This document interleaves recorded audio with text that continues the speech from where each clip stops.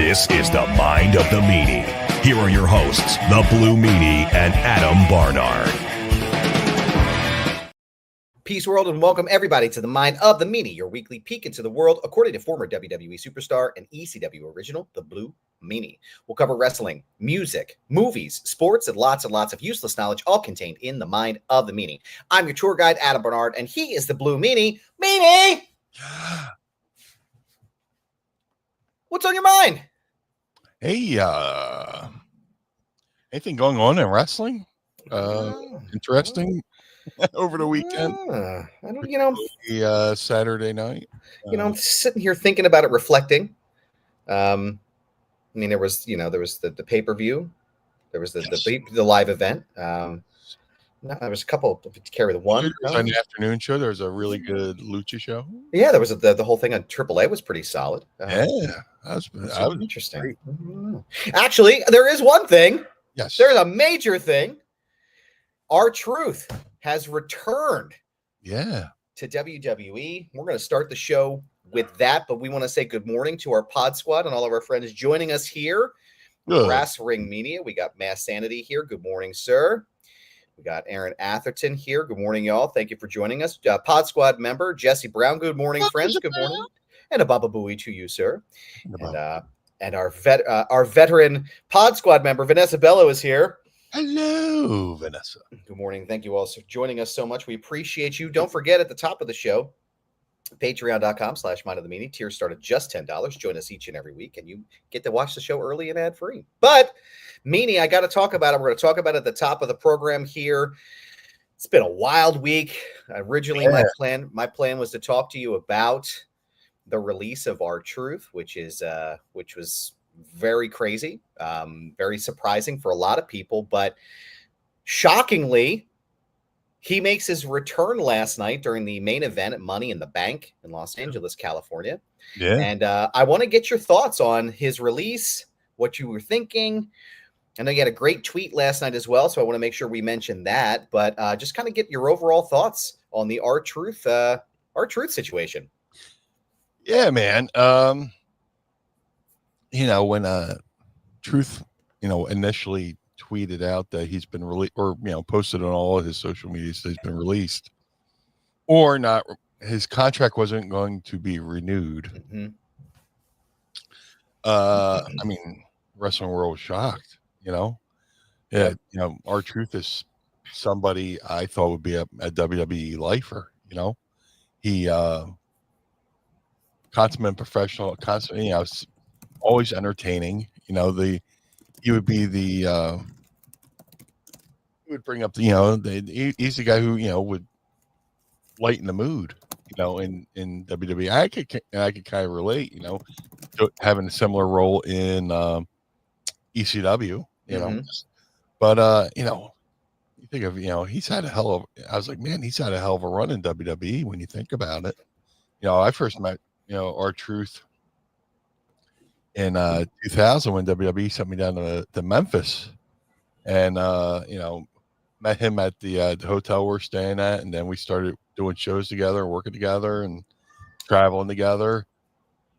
And he was a great guy. Fell in love with him. He became one of my favorite people in the business. So see everything he got to do throughout the wrestling business, and he had just had this they at Mania, he legit got involved in Cena's match. Yeah. And that's a big spot. And and then he has the thing at the post show press conference where Cena puts him through the table. That's a big deal. So then they have him work with Cena at Saturday night's main event as Ron Cena, and a big match. They put out the Ron Cena shirts. They sell out. Mm-hmm. And all of a sudden they announced that he announces that he's being released or his contract's not being renewed, and it made no sense in the world. And I was like, man, hopefully somebody up there listens and reconsiders to what the fans are saying. And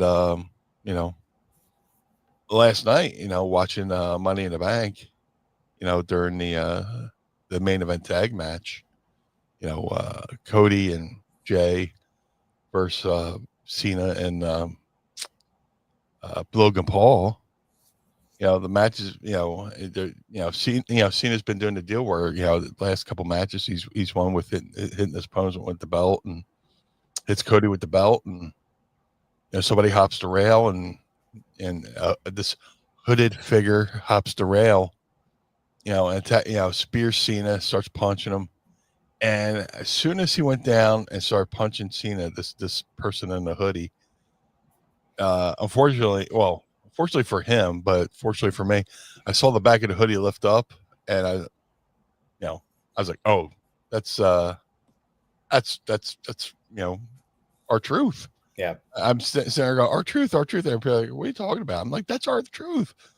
And he pops up and takes the hoodie off and reveals that he's R-Truth. And, he gives Cena the business and runs, and it's him with the belt and runs out, and it's thunderous pop, Yeah.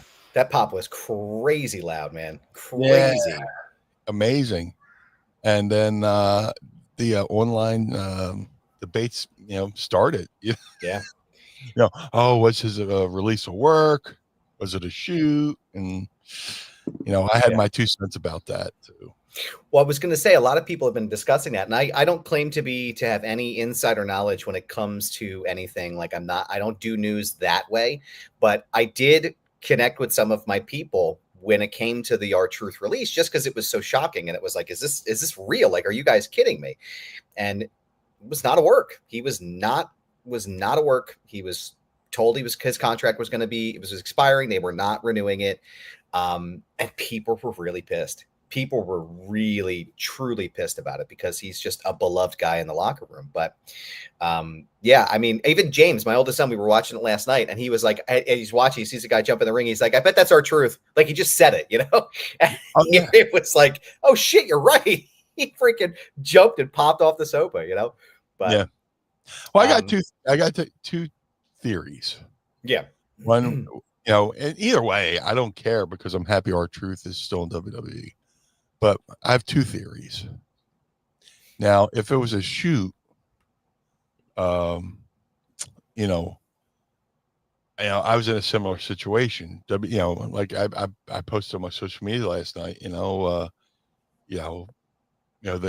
it's a shoot, they release, or say, they tell R-Truth his contract's not going to be renewed. Then he, posts about it on social media. The fans have this outcry of support for him, fans and talent alike, even to the point where Road Dogg does a post and has to delete it because he kind of takes a shot at management. And the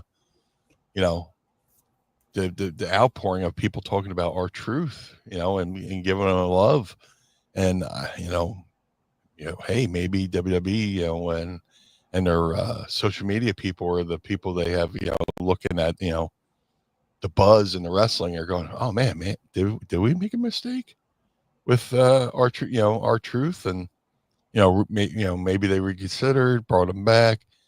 Similarly for me, the week after WrestleMania 15, we were at a show in Michigan, and Bruce and JR pulled me aside and said, hey, fortunately, we gotta let you go, blah blah blah. And I go on social media. Well, it wasn't social media then. I wrote back then we did blogs or whatever they call them, and I wrote, hey, WWE's releasing me. Thank you for WWE for the opportunity, to see the world, blah blah blah. And then all of a sudden, there's this online fan campaign called Save the Meanie, and it's run by the guys who did strictly ECW. They're the people who fought to get ECW on pay-per-view. So, I get a call. I'm at home, and Jim Ross gives me a call. Goes, well, Meanie, there's been a reprieve from the warden, and we decided to give you another chance. And I get back to TVs, and Vince Russo's like, yeah, they we got so many emails. They shut down our email system and our call banks, just calling. And Russo said, he said to Vince, maybe we made, we didn't even give this guy a chance. So it's a different situations. R-Truth had been there for a while. I had just, started there. But, fan support was the determining factor in both situations of somebody being brought back. Now, if it's a work, it's a very, very well done work. Mm-hmm. I'll say this. It's, and you go, well, why would you work this? Why would you do an angle where you, or a storyline where you, fire R-Truth? And there's one tell that makes me I'm not convinced either way. I'm happy he's back, but if it was a work, I'm thinking, maybe R-Truth is thinking about, starting to wind it down a little bit. Mm-hmm. And he wants to have one last run as a serious character, right? Imagine this. And then he, goes to say, I'm thinking about winding it down. I'll have a last run as a serious character. Well, how do we have him as a serious character? Here's what we'll do. We'll release him, and then it comes back. And as soon as he's back, they have these ads for T-shirts to say Ron Killings. Right. So if it is a work, I think that this whole thing was to have that change from R-Truth to Ron Killings, to where he went from being, his last big, lighthearted moment was him coming out as Ron Cena. Yeah. And, doing stuff with John Cena, which, caused it. And then he gets released and he comes back angry as Ron Killings. Mm-hmm. And people are like, well, there's a lot of people behind the scenes that knew. It's like, well, yeah, you don't tell the boys it's a work because you don't know who's the stooge, Right. Yeah, you tell the boys it's a work, and then they go to, the wrestling meeting and go, oh, yeah, it's a work. And then, they report online, oh, yeah, we've been told this is just strictly storyline. And then it kills the impact of when he comes back. Yeah. No, that makes sense. That's a very valid response there. I know Jesse here. Did Vince McMahon tell the boys he was going to screw Bret Hart?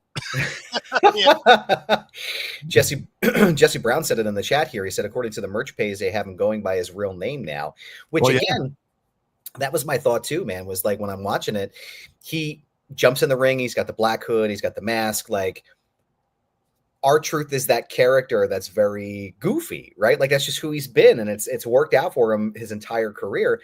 But it seemed like there was a very different look in his eye at Money in the Bank last night. And my thought was, I wonder if they're going to make this a serious run for him. Not necessarily like to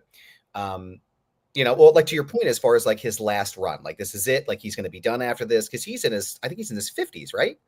Yeah. So he doesn't look it, but yeah. Hell no. Now he looks great. He looks like he's in his late 30s, but this could be his last run. Maybe that's what they're doing, is they're incorporating him as the serious character. He's going to be the foil to the John Cena heel turn. Like, there's all the things are spinning in my head right now, but I really think that this is going to be something spectacular. But I will say, just to go back to your Save the Meanie campaign, that's still pretty fucking cool that people did that. That's still a really solid thing that happened. And I'm sure that made you feel amazing. Like, wow, this is really cool. Yeah, it would just, man, it's just, you get the WWE, like I, told the story, I was finally able to pay my family back and, take care of my family financially. And when they released me, the first thing I said is, man, I got family to take care of. And, they, of course, they were given orders, no offense, I wasn't mad at them. I was mad at the message, Yeah. And then, the strictly ECW crew, Tony Lewis and his whole posse, his whole crew, went to bat for me and just gave out all the email information and the phone numbers for WWE, and everybody just, blew them up. And, that's, so when I got the email, I saw the online campaign, and I was like, oh man, it's kind of cool. I don't know if it'll work, but I appreciate the sentiment about it. And Yeah. then, like I said, I'm sitting at home. I'm sitting in my, at my desk, and Jim Ross calls and goes, Meanie, there's been a reprieve from the ward. And I was like, oh well, cool, thanks. So I think the next date was in Chicago. I land in Chicago, and then my baggage claim, and I run into Triple H in China, and they're like, "Hey, we heard you're back. Congratulations!" I'm like, yeah, thank you. They're like, "Yeah, we're like, he never really got a chance. The guy just got here. And there's a few people who came up to me like that and said, "Hey, didn't even give you a chance." And after JR and Bruce gave me my release, I'm walking around like a zombie. I go up to Meg. I was like, Meg, they just told me they were giving me my release. And Meg was like dumbfounded. He's like, what? He's like, the sentiment was, you just got here. Right. And that was everybody said, you just got here. And then like he gave me a little pep speech. I was like, hey, well, you'll go out in the Indies and you'll kill it, and you'll make that, fresh off of WWE TV money on the Indies. You'll do all right, And I'm like, yeah.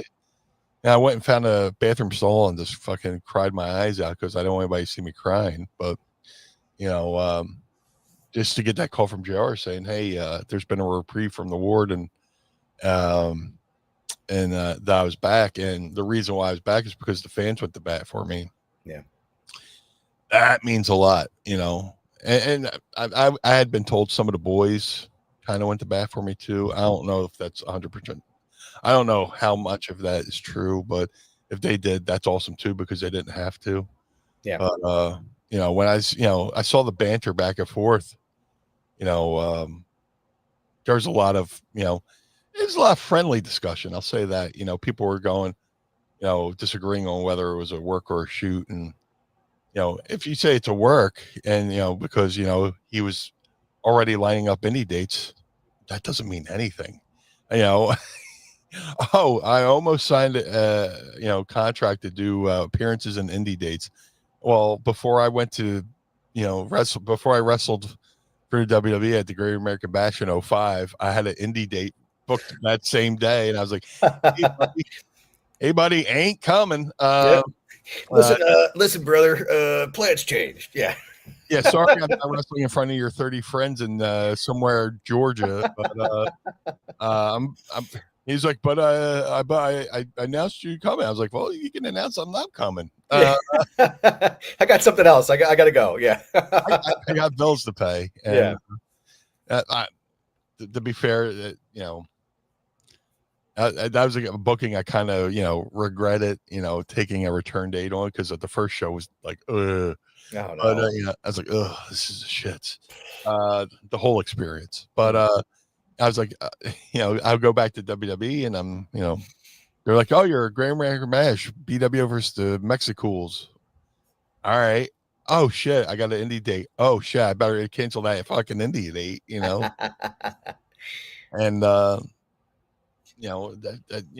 saying somebody he had to be released because he was talking about it. It's like, that doesn't mean anything. No, not at all. There's things you do to prolong the work. Dude, WWE released me, and I was, in part where it could be a shoot, WWE released me. I started talking to Victor Quinones about doing work in Puerto Rico, and then I was like, hey, when JR gave me the call, I was like, hey, well, WWE's bringing me back.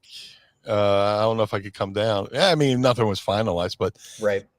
Just the fact of saying that he was, about to take indie dates means nothing. When you're trying to,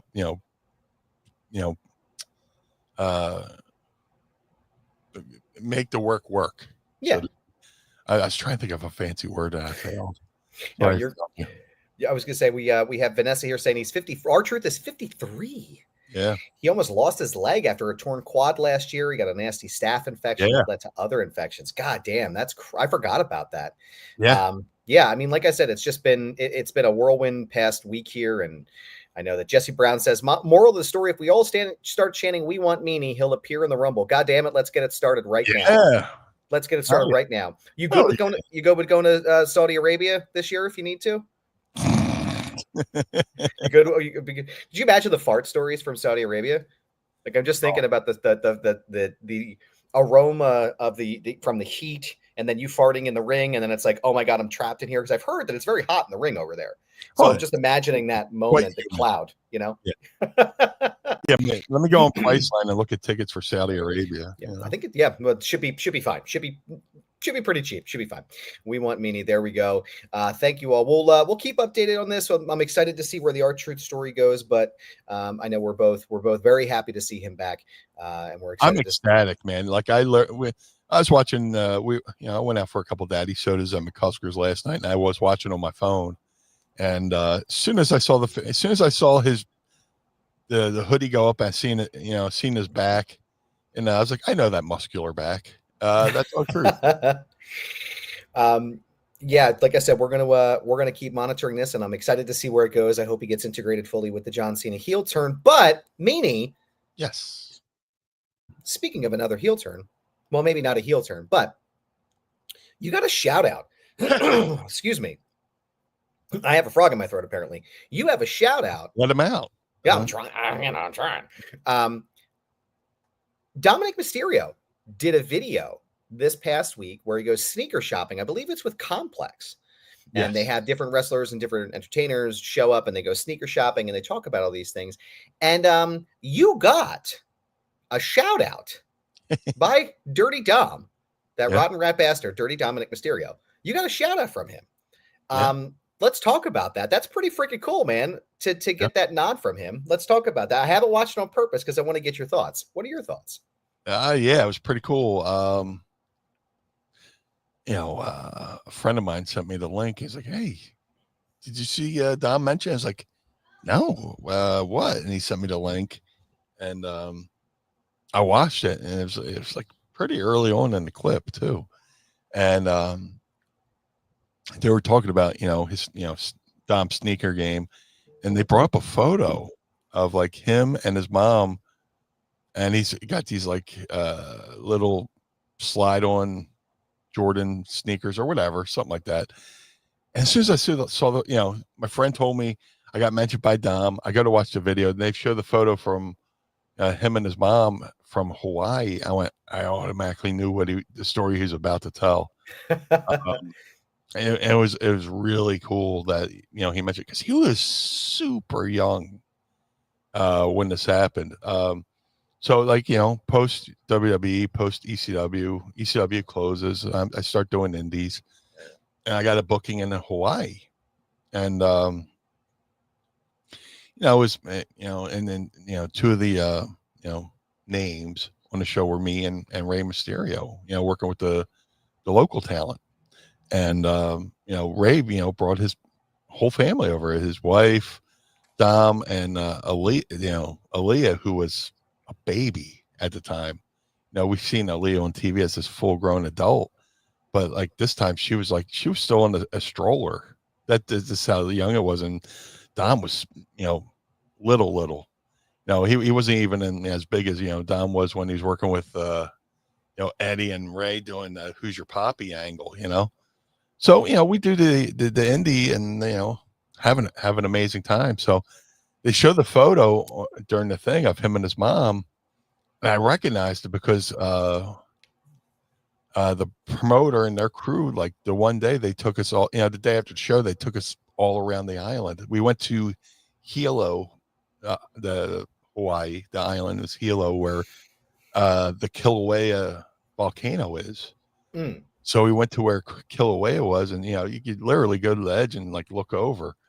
But we're walking back to the cars and these rocks. So like I run over, I had somebody take a photo of me standing on this like rock, like it's like a boulder.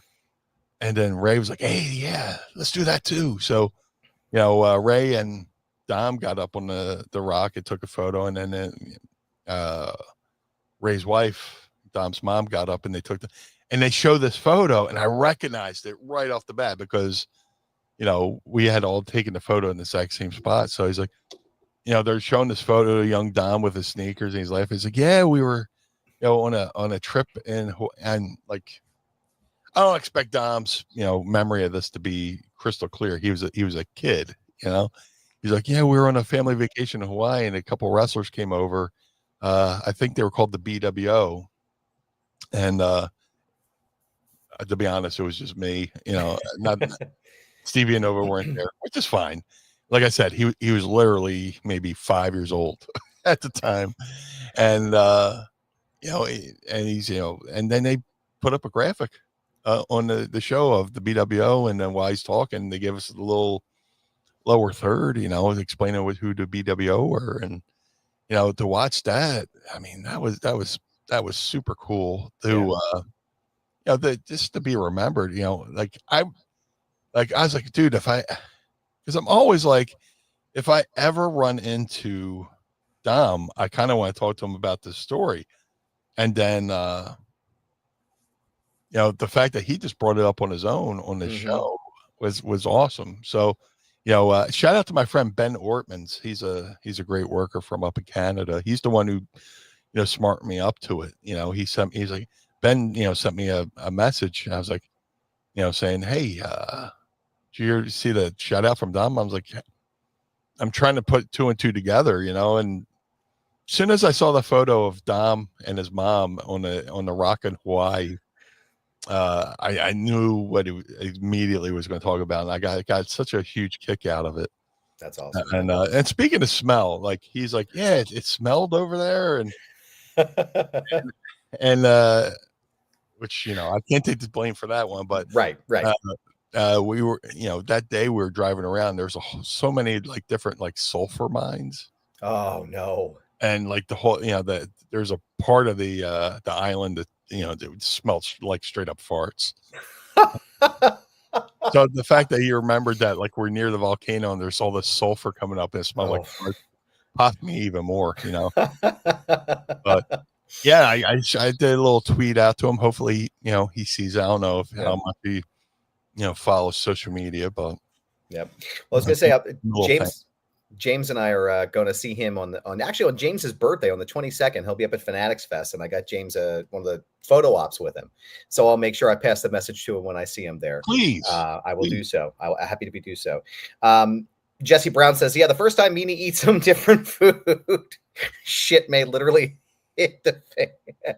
Wouldn't be the first time. Yeah, listen, we've all been there, brother. It happens. That was the first and last time I ate at Gino's. But Devin Dowling says, "Hey, the big blue mean guy that drinks green Gatorade and wears green." That's right. And sometimes we wear different colors here some days. Today I chose to wear blue. My Dallas We Hate You shirt. There you go. If you're an old school ECW fan, I mean, not ECW, Eagles fan, and back in the day there was like these.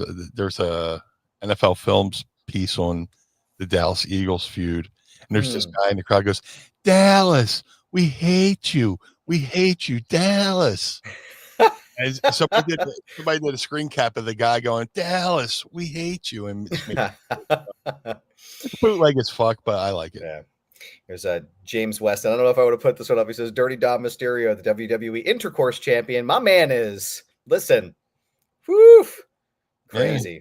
He's got some trophies, man. Yeah, and he's got some good stuff here. But speaking of some good stuff here, Meanie, I'm sitting here pondering for a second, and I thought to myself, boy, what if I perchance may ask Meanie a question?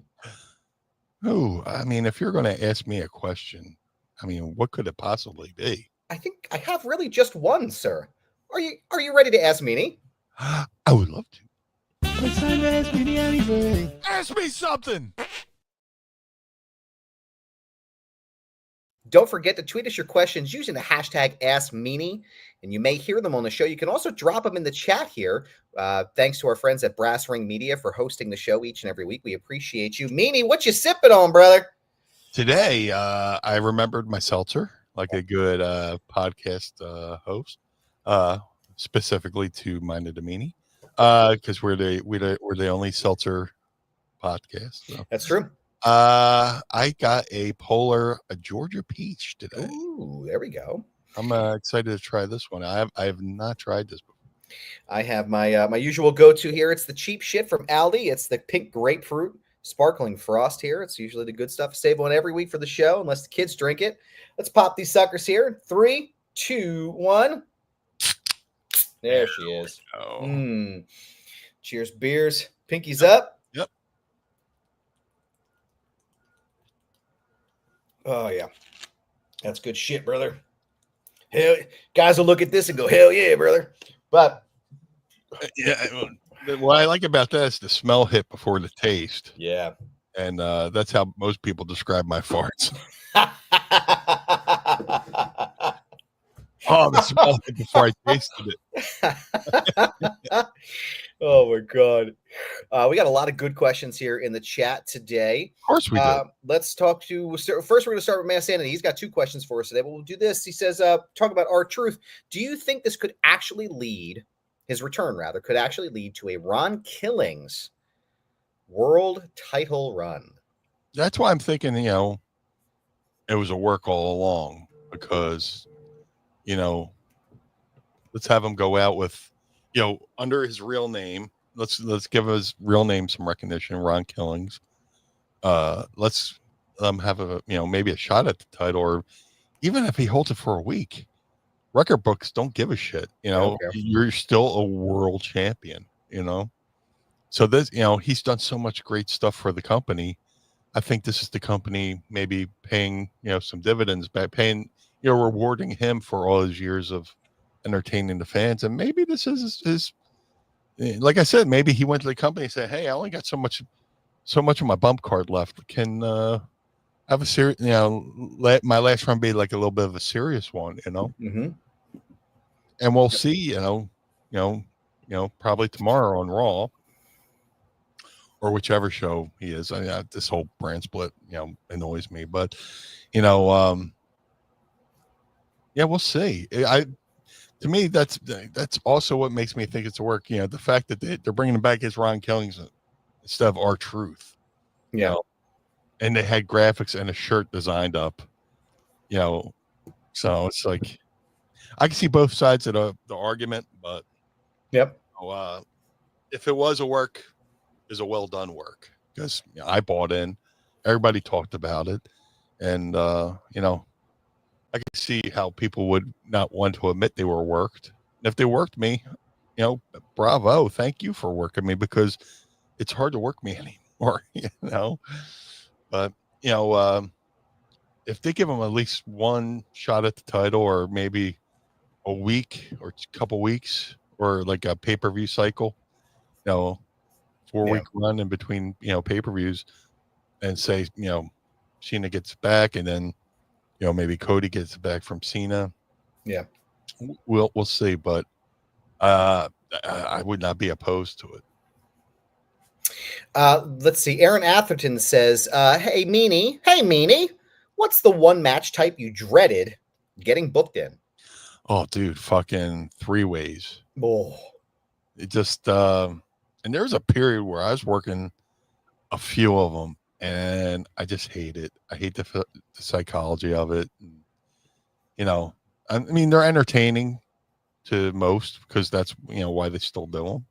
Yeah. As a wrestler, it's just like, especially if you're, or maybe maybe it could be the fact that I was in there with people with a little bit less experience to me, and I'm calling out spots for everybody. I'm thinking of spots for instead of me and one person, I'm thinking of spots for me and 3 people now. Me and 2 other guys, and try to figure a way to entertain people. And it's kind of a little bit of a clusterfuck, but there's been entertaining ones, but as far as me doing them, not a fan. I just like doing traditional one-on-ones, or dude, my whole career, most of my career, I've been a tag team guy. When I first started training at Al's, I was in a tag team there. Go to ECW, I'm part of a faction with Raven and Stevie. I'm tagging with Stevie. Stevie leaves, and I'm in a tag team with Nova. So, I'm more of a tag team guy, but I was never a fan of getting booked in 3-ways. And like there's a period where I was doing a lot of them. I was just getting tired of it. I was like, I don't like this at all. You know. Let's see. The boss says here, so we got one question on the actual ladder matches last night, and then we have two coming up on Worlds Collide. So the boss wants to know whose star shined or was the breakout person last night for each ladder match. And I have my picks, but I want to know Meanie's. Who was the star of each ladder match? Mm-hmm. Oh man, that's a good question. You go first. I would say for the women's match, Stephanie Vicaire. I've already been a fan of her since I found out about her coming in, but I think she's really going to be something in this company. I just, her and Julia are just really fantastic, both solid workers. I love that they're sort of setting the seeds for the Rhea Ripley feud that's eventually going to happen. And I think Julia is going to end up in a feud with Zelina Vega, which probably will end up with her having the Women's United States Championship at some point. For the men's ladder match, I mean, Penta, right? Like Penta is just absolutely an incredible worker, just unbelievable. What was it? The Mexican Destroyer he did to, was it Andrade on top of the ladder? Was like, holy shit, man. Yeah. But again, I mean, for me, right, I understand the concept behind why they put the briefcase on Seth Rollins. Like, I get it storyline wise. But for me personally, this is just me. I'm not speaking for Meanie. I really feel like they're doing a disservice to LA Knight. Like, I really feel like they're just doing a disservice to him. Put that fucking title on him. Give him a world heavyweight championship run. Give him something, right? Yeah. Anything. We got to capitalize on this guy at some point. I feel like LA Knight is kind of a victim of that timeline with the bloodline because of how popular he got so quickly. They weren't going to take that belt off of Roman for him, but I feel like he got over so fast, and now they're in this weird place. And I just feel like they did a disservice. LA Knight shines in pretty much everything he does. But I think for me, my money would be on Penta in the men's match and then Stephanie Vicaire. If they weren't already, massive, popular, I think they're really going to get their shine going forward. And I agree. I mean, Stephanie, she's been in the company. Well, she was in NXT for a little bit, but coming to the main roster, like she's kind of just shooting up, the ladder. Yeah. I had a thought and it dissipated. When it comes to the men's ladder match, I thought for sure that it would have been down to either Solo or I thought it was going to be Solo or Seth. And I thought they were going to give it to Solo just for the fact that, since Solo has been the leader of Bloodline 2.0, his momentum's kind of slowed down a little bit, Yeah. And I thought maybe, a men's and, give him the men's Money in the Bank would kind of breathe a little bit of life into, him as, a member of the leader of, 2.0. But then we, see Jacob Fatu, turn on Solo, and I'm sitting in the bar and watching, and just what Jesse Brown said there on the screen. I kind of called him going, I hate you, Solo, because what is he known for saying? I love you, Solo. And he grabs his boot, and Solo can't, get up there. And he looks down, and he's like, I hate you. I in the bar, I went, I hate you, Solo. And then he says it, and I was like, yeah, woo, Mm-hmm. woo, look at Big Brain O'Brien. I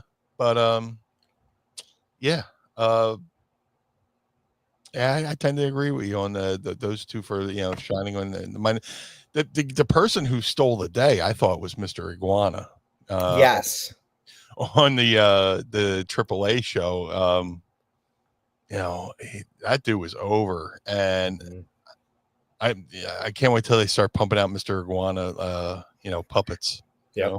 Oh, that's coming soon. That is 100% happening soon. Dude, like I was saying, I was going to post this and I didn't post it, because I don't want, this is like, before the main event and before everything. I was like, man, I'd love to see a skit between R-Truth and Mr. Iguana, where he's walking around the back and he sees Mr. Iguana go, and he calls him Green Dust. He goes, yo, dog, Green Dust, where's Cody, dog? But Now, So good. if Brian's going to be a serious character, we'll never get to see it. But it's in my heart. And just because we got 2 quick questions here about Worlds Collide. If you haven't had a chance to watch it, go out of your way to check it out. I mean, it is just a phenomenal presentation. The Vikingo and Chad Gable match was, I mean, just unbelievable. If you've never watched a Vikingo match before, if you're not familiar with his work, you can start there and then just go back and find everything that the guy's ever done. Because it's just, I hope they give him like a proper run in WWE because he is just incredible. Mass Sanity says, did you watch the original Worlds Collide event? I watched live and became an instant fan of Los Gringos Locos. Allegedly, that match caused Paul Heyman to want them in ECW. Yeah. I was at I think I was at Al Snow's gym when that happened. And Al flew out to California because he was going to be on the show. I forgot like how he got booked for it, but a bunch of us, watched the pay-per-view, or we at least got a copy and watched it at the gym. But yeah, that original when Worlds Collide event was great. Mm-hmm. It's like one of those events that happened that, I think everybody who saw it, will agree. It was probably one of the best shows of like the early 90s. Mm-hmm. And it introduced Lucha Libre to a whole new world. And, ironically, it led to a lawsuit between ECW and WCW because ECW had an event called When Worlds Collide. And that lawsuit resulted in ECW getting Bobby Eaton and Arn Anderson for a couple dates, as a settlement. So, wow. Yeah. So, that the original one had a kind of a couple, effects on wrestling. Al Snow was supposed to be on the show. He was flown out there. He was backstage, and then ECW got to have Arn and Bobby in ECW because they accidentally used an ECW show name. So. Devin Dowling, our last question of the day, says, a person you tagged with at least once on the indies, Savio Vega, was at Worlds Collide last night. Do you have a Savio Vega story that you can share? Savio has always been the best. We were in ECW at the same time. I mean, WWE at the same time, or WWF, whatever you call it.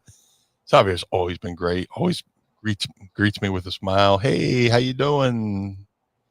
I guess one of my favorite stories is I got to work with him in MLW. We were doing that Battle Riot match, and he came out twice, once as Savio, and then he came out later as Quang. And oh, right. And we got to do a spot where I shoot him off, duck the clothesline, turn around, and he spit the blue mist in my face. Oh, sick, dude. Ended up hitting me, and if it was anybody else, I'd be like, ew, no, gross. Ugh. But Savio as Quang shooting blue mist in my face, and for me to get pinned by Quang was definitely a highlight for me. And I have nothing but love for Savio. I brought my buddy Giovanni Hamilton backstage at MLW, and Savio was there, and Gio's Puerto Rican. A lot of people don't know. His family, his parents, his dad's Puerto Rican. So he's standing there with his dad, and Savio comes over and goes, Boricua. And they start speaking in Spanish. It's like the coolest thing, It's just to watch it happen. And, me and Gio are just like, looking back and forth like, oh, this is cool. Cool. Yeah. Savio has always been great, man. I love him. My day's always better when I see Savio. Last thing here on the Mr. Iguana, Mass Sanity says there are already Mr. Iguana shirts in WWE shop. So, brother, we're gonna load up the cart. Here's what I want to see: Mr. Iguana, R-Truth, win the TNA spot with Santino Marella. I'm just throwing it out there, guys. I'm just saying. Papa H, I know you listen to the show. Hunter, friend of the show, sir. That's a free piece of advice there. You can take that one with you. Sir, over with me. Yeah, listen, we love it. And I think that's the name of the show. Mr. Iguana is over with me. But Meanie, you're also over with me, sir, and I appreciate your time here. And we want to thank you all for your questions each and every week. Lots of great ones. As always, don't forget to tweet us your questions using the hashtag AskMeanie or drop them here in the chat. But Meanie! Oh, yeah.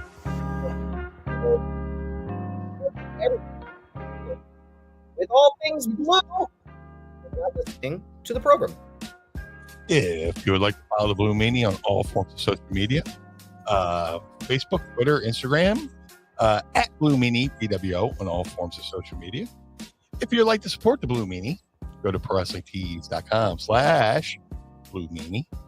If you'd like to support Mind of the Meanie, go to ProWrestlingTees.com/Mind of the Meanie. MadcatBeardCare.com. Get the Blue Spruce Beard Oil or Balm. Shout out to Josh Thorne doing an amazing job over there taking care of the cats. He rounds them up, takes them to the vet, releases them better than he found them. So if you're a cat lover like myself, but you want to look good and smell good, go to MadcatBeardCare.com. The Ultra Pro Wrestling video game coming to all major consoles. Ultra Pro Wrestling contains not only original characters by the amazing Hal Haney, but many real-world wrestlers, including myself and many others I'm trying not to spoil. Go to ultraprowrestling.com or follow them on Twitter at UPW Video Game. That's ultraprowrestling.com or follow them on Twitter at UPW Video Game. The Figure Collections Bone Crushing Series Wrestlers variants. Start that one over. The Bone Crushing Collections. The Figure Collections Bone Crushing Wrestler Series 1 variants of the Blue Meanie are available now. All Series 1s can be ordered right now at shop.figurecollections.com. That's shop.figurecollections.com. Type Blue Meanie in the search bar. You can get regular Blue Meanie or BWO Blue Meanie. Either way, there is no wrong choice. To have the Blue Meanie on your podcast, go to podstars.net. That's podstrz.net.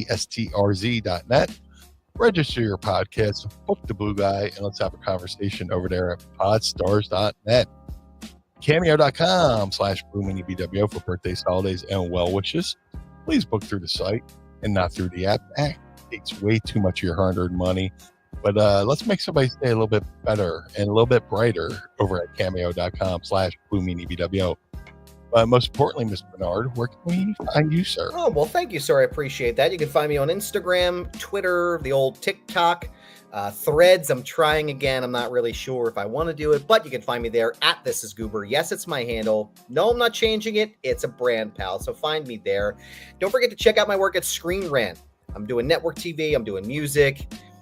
Go and check out all of my articles there. Lots of great stuff coming up. Lots of fun things on the way as well. So go and check it out at screenrant.com. Don't forget to check out my other show, Foundation Radio, by going to foundationradio.net and at youtube.com/@foundationradiopod. Interviews include with Rhea Ripley, with Bailey, with Dirty Dominic Mysterio. So go check them out there in the archives now.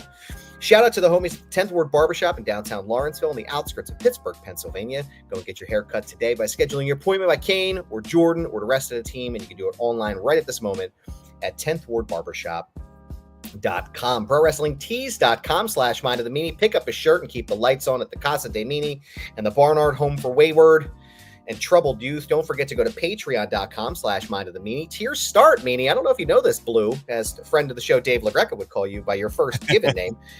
Tiers start at just $10 a month. You can join us. That's what I know, right? You can join the Pod Squad, and you can get one of these official Pod Squad membership cards signed in blue ink by the Blue Guy himself. Go and sign up today at Patreon.com/Mind of the Meanie, YouTube.com/@Mind of the Meanie. Our entire show archive is listed there. You can listen to everything we have going all the way back in the year of our Lord Jesus Christ, 2021 and beyond. So go check it out right now. Don't forget to follow us on all of our socials down here. Everywhere you are social, we are social there as well. And we want to thank you all for being a part of the show this week and keeping us here, that we do this show for you. So we want to thank you. For the Blue Meanie, I am Adam Barnard. Wait, hold on one second. Real fast before we go, Jesse Brown says, before the show ends, I've had 3 people say, hell yes, for my new Blue Meanie shirt in public. People will look at that shirt, sir, and go, hell yeah, brother. So that's what we do, man. I love it, man. I tell you, I've said it on the show multiple times. Every time I get stopped somewhere, every time I'm wearing a BWO shirt, anytime I bring up the Blue Meanie, the response is the same. Blue Meanie, I love that guy. Oh, Who man, doesn't? That's too kind. It's fucking, it's pretty cool. But it's pretty cool being here with y'all. So we'll see you again, same bat time, same bat channel next week for the Blue Meanie. I am Adam Bernard. Join us again each and every week as we take a trip through the mind of the Meanie. Peace. Blue World Order.